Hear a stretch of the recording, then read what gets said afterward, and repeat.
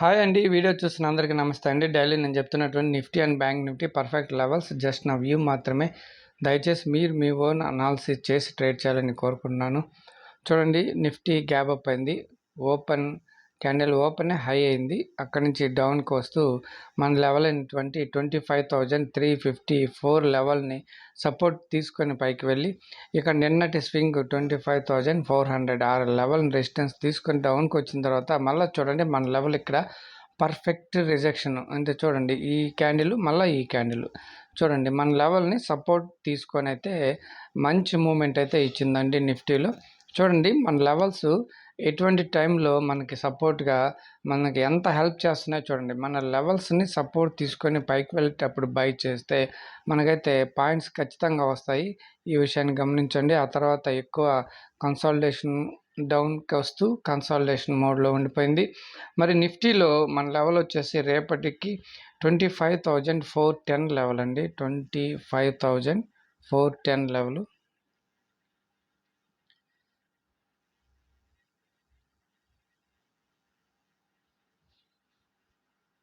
Okay, 25,410 level అండి.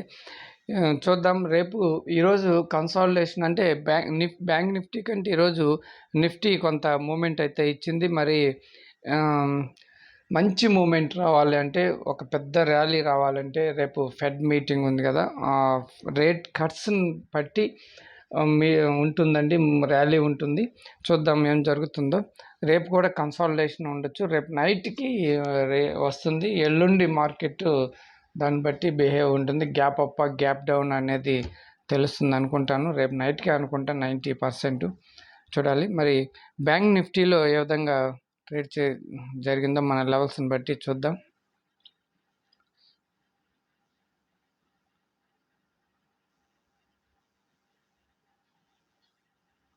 చూడండి, gap up అయింది.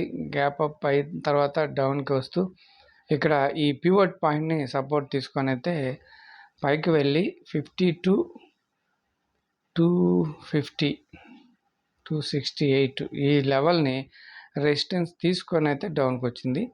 నిన్నటి వీడియోలో మనం 52,200 పైన హాఫ్ అన్ అవర్ అలా ఆ పైన కనుక క్లోజ్ అయితే ర్యాలీ వస్తుందని మనం అనుకున్నాము.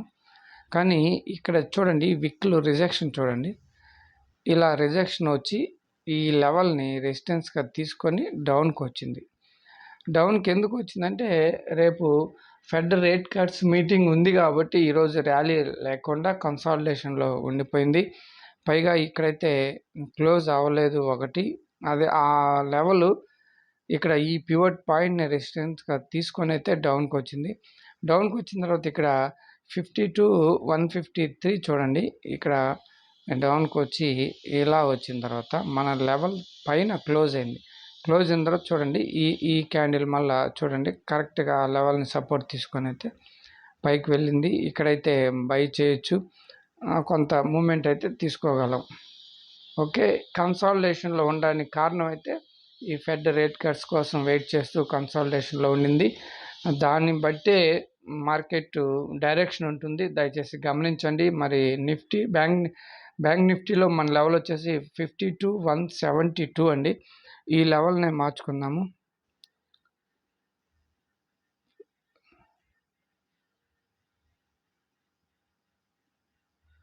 52,172. ఓకే అండి. ఓకే, రేపైతే మార్కెట్ ఓపెనింగ్ బట్టి అదేవిధంగా బిహేవియర్ని బట్టి లెవెల్స్ వీవ్యాప్ పివట్ పాయింట్ ఈరోజు కూడా చూడండి. వీవ్యాప్ అయితే ఈ పైన పివట్ కింద పివట్కి మధ్యలోనే చూడండి, మధ్యలోనే ఉంది కాబట్టి కన్సాలిడేషన్ అయింది. మధ్య చాలా రోజుల నుంచి ఆ సినారియో అయితే వీవ్యాప్ సినారియో రాలేదు. చూద్దాం రేపన్నా వస్తుందేమో చూడాలి.